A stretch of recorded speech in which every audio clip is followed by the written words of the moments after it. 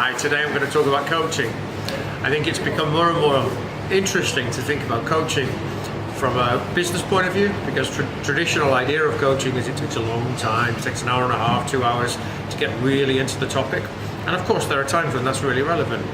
But there are also times when quick coaching or kind of catching yourself and or coming at it from a coaching mindset is also very practical. So a friend of mine who I worked with many years ago, Michael Bungay-Stanier, has written a fantastic book all about the coaching habit, and I think that's a really nice way of thinking about it.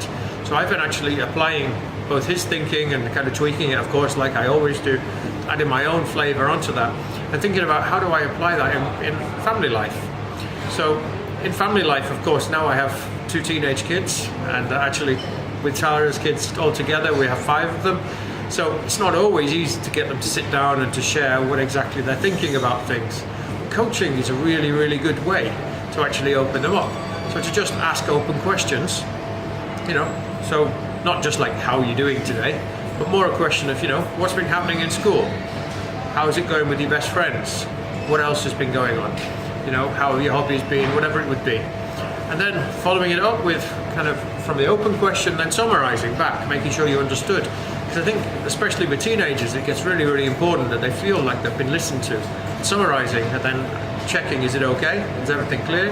Or a closed question, as we call it in coaching. It's really, really important. Equally in relationships, often we have our own baggage and our own ideas about the way things are, and somebody's saying one thing and you're hearing another. So coaching and asking a few clarification questions is really, really powerful there too.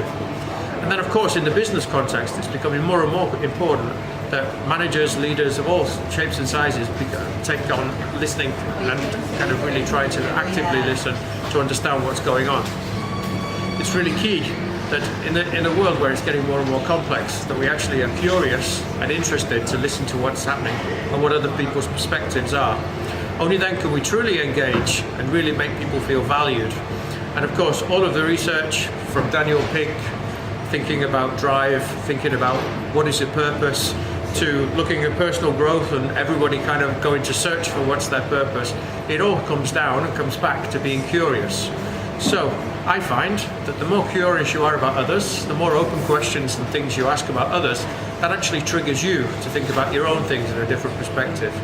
For me at least, it doesn't work that I go and meditate in a dark cave for 28 days to find my truth. It comes from daily interactions, short questions, being curious and asking people as I'm going along, and then summarizing to make sure I understand it. So I hope you can also take the challenge to think, where can you be a little bit more curious?